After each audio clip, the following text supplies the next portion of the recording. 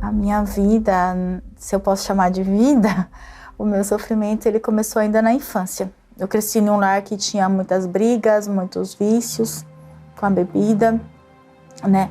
Eu via meus pais brigando. Ainda muito pequena, eu senti um vazio muito grande, eu chorava muito, né? Eu me sentia sozinha, eu me sentia abandonada dentro de casa. Quando chegou na minha adolescência, eu vim para o Japão com os meus pais, né? Até então eu achava que eu vou estudar lá e a minha vida vai mudar, né? Só que não foi assim. Eu fui trabalhar, aqui o dinheiro veio muito fácil, então eu conheci a balada, a bebida e a minha fuga era os barzinhos, era a noite, eram os relacionamentos.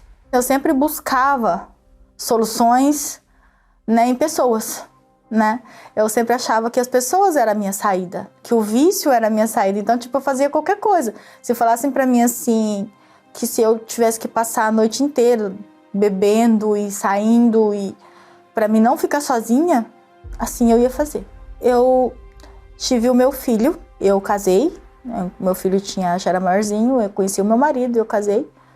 Só que com o casamento também não trouxe a felicidade que eu queria, né? E aí eu falei assim, agora a gente vai ter mais filhos. E sim, eu tive mais 2 filhos. Só que os meus problemas eles só aumentaram, porque a partir daí, tudo que eu tinha na minha infância, tudo que eu temia, ele sobreveio sobre a minha casa. O problema que os meus pais tinham com a bebida, que já era um problema na minha vida, até ali também, passou a vir na minha casa. Porque o meu marido bebia muito. E para mim poder não perder ele, né, eu passava a passar noites fora, deixava as crianças, tudo, e ia beber junto com ele. Eu conheci o trabalho da Igreja Universal, né, por intermédio de uma obreira, né, eu trabalhava junto com ela, e ela me falava, né, que tinha soluções para mim, né, e várias vezes ela ia na minha casa e ela nunca desistiu de mim. Só que eu ia uma vez e nunca, né, eu nunca levei a sério, né. O meu filho, com os problemas sempre aumentando, tentou suicídio pela primeira vez. Com 7 anos ele tentou pular da varanda da minha casa. Eu morava no 3º andar e ele tentou pular porque dava para um canal de um rio. E ele tentou pular dali. Meu filho tentou suicídio 3 vezes, porque ele tinha um autismo severo. A segunda vez ele tentou se jogar na frente de um carro. E a terceira vez ele ia pular de um prédio de novo. E aí depois disso a gente a escola começou a trazer em casa. E aí eu já não podia mais trabalhar. Aí eu tinha que viver em função dele. Eu via o meu filho ali, pior do que eu na idade dele, doente, né? Que até então a gente acreditava que era autismo e uma coisa normal, e era crises, que assim que os médicos falavam pra mim. Eu tinha um marido que deixava todo o salário dele no Combine, que eu não sabia se ele estava fazendo hora extra ou o que ele estava fazendo, então eu não tinha um casamento mais. E eu tinha 2 filhos pequenos. E eu vendo toda aquela situação, e eu ainda assim, eu temia, hoje eu me pergunto como que eu consegui levar por tanto tempo na força do meu braço. Com o tempo, eu já estava indo para a igreja. Só que eu estava dentro da igreja e eu não levava as coisas a sério. Eu ouvia falar de salvação, eu ouvia falar que tudo aquilo ali era um mal que estava na minha vida, mas entrava por um ouvido e saía pelo outro. Até que toda aquela situação do meu filho, ela passou para minha filha. Né? E a história ela estava se repetindo. A minha filha chegou para mim e ela falou para mim assim: se você for trabalhar amanhã, eu vou me matar.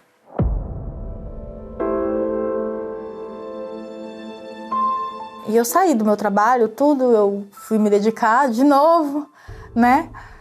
Só que aí eu não tinha mais forças. Aí eu falei assim, poxa vida, né? Se eu não consigo fazer nada, se mesmo eu aqui cuidando de tudo não tá adiantando nada, então pra que eu tô aqui? Eu fui na praia e eu tentei jogar o meu carro ribanceira abaixo. Só que eu não consegui. Porque quando chegou na hora, assim, eu lembrei de tudo que eu ouvia na igreja, né? E aí ficou pior ainda, porque aí eu falava assim, mas eu não presto, nem o diabo me quer, sabe? E aí agora eu vou voltar para casa e vai estar tudo pior, né? E aí quando eu voltei para casa, no outro dia eu fui na igreja.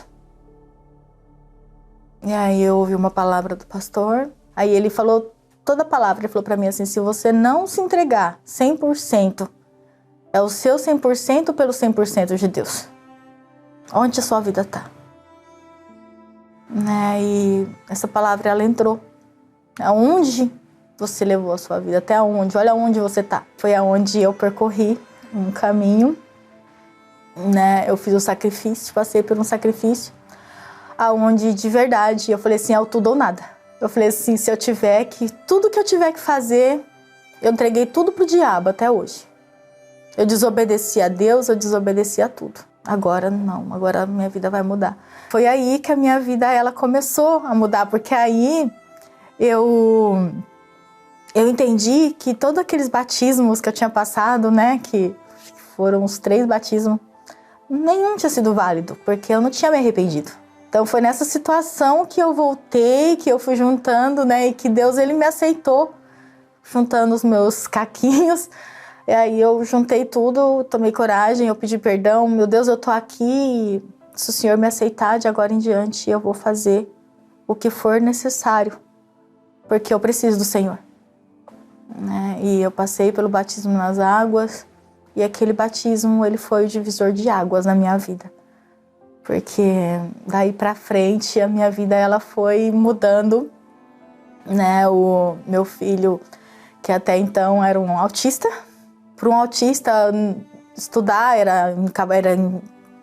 não tinha como, né? Ele se formou, ele não só começou a estudar, mas ele se formou, ele tirou a habilitação, hoje ele é casado, hoje ele é pai. A minha filha, que também estava naquela situação, a vidinha dela foi se transformando, eles foram conhecendo Deus e a minha casa foi mudando. Mas naquele momento eu entendi que assim, a minha vida só ia mudar 100% se eu tivesse o Espírito Santo. Então a minha caminhada não passou a ser mais o meu marido, não passou a ser mais os meus filhos, não era mais eles. Minha caminhada era buscar o Espírito Santo. Eu tinha que ter o Espírito Santo para mim ficar viva. Eu não me importava se meu marido estava bebendo, eu não me importava onde ele estava. Enquanto eu não sabia onde ele estava, eu estava assim, eu estava orando. Porque Deus, ele tinha uma promessa na minha vida e a promessa dele ia se cumprir na minha vida. Eu sacrifiquei o meu 100%. Eu sacrifiquei tudo. Eu sabia que era só dando 100% que eu ia ter 100% de Deus. Que a minha felicidade não dependia da minha casa, dependia de Deus.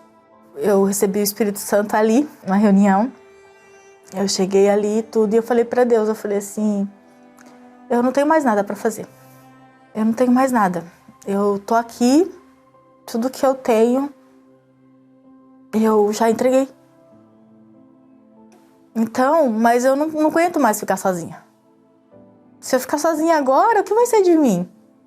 E eu lembro que naquele dia tava tendo o propósito, né, da lavagem de mãos, né? O pastor tava lavando as mãos.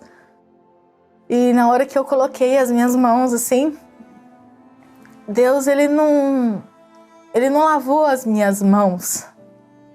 Ele me preencheu por inteira, né? E daquele momento ali, eu só queria, se ficasse a noite inteira ali, eu teria ficado a noite inteira agradecendo a Deus. Porque daquele dia em diante, eu não estava mais sozinha. Sabe, Deus me chamou de filha e eu não era mais a Shirlene sozinha. A depressão foi embora e eu tinha um pai, uma companhia para mim, que nunca ia me abandonar.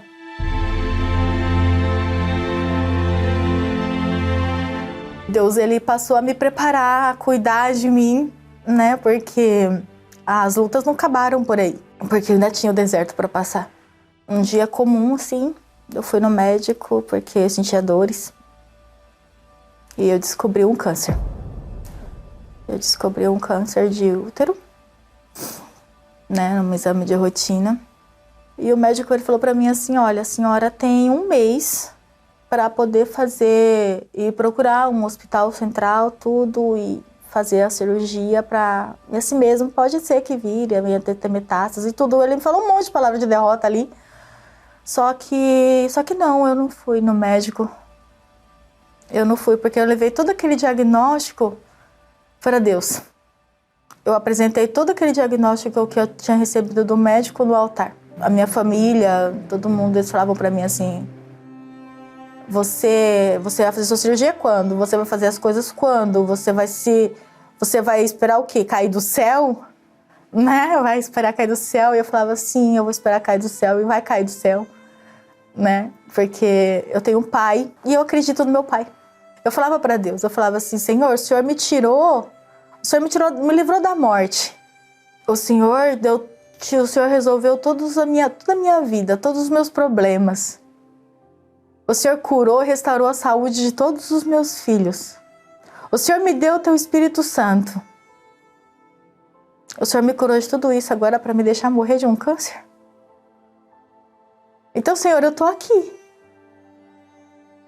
Eu tô aqui, Senhor, e eu sei que eu posso fazer mais. Eu sei que a minha vida, a minha caminhada com o Senhor está começando agora.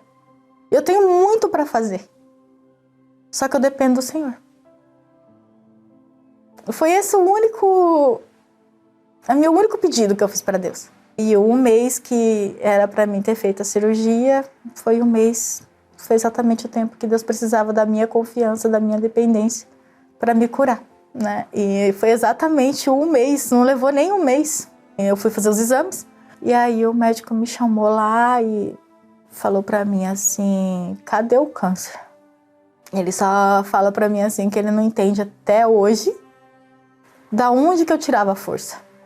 Ele continua sem entender e vai continuar sem entender até o dia que ele conhecer esse Deus que a gente conhece, né? Esse Deus que cura, que restaura, que liberta, né? Esse Espírito Santo maravilhoso que restaurou a minha vida, né?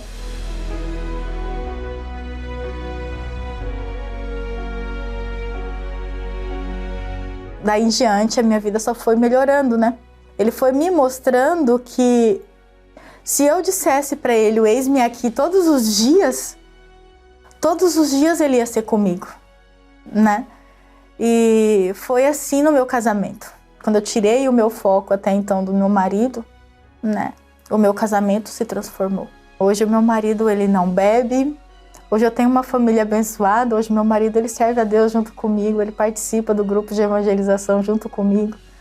E a gente ganha alma junto. Graças a Deus, hoje eu tenho uma casa que serve ao Senhor.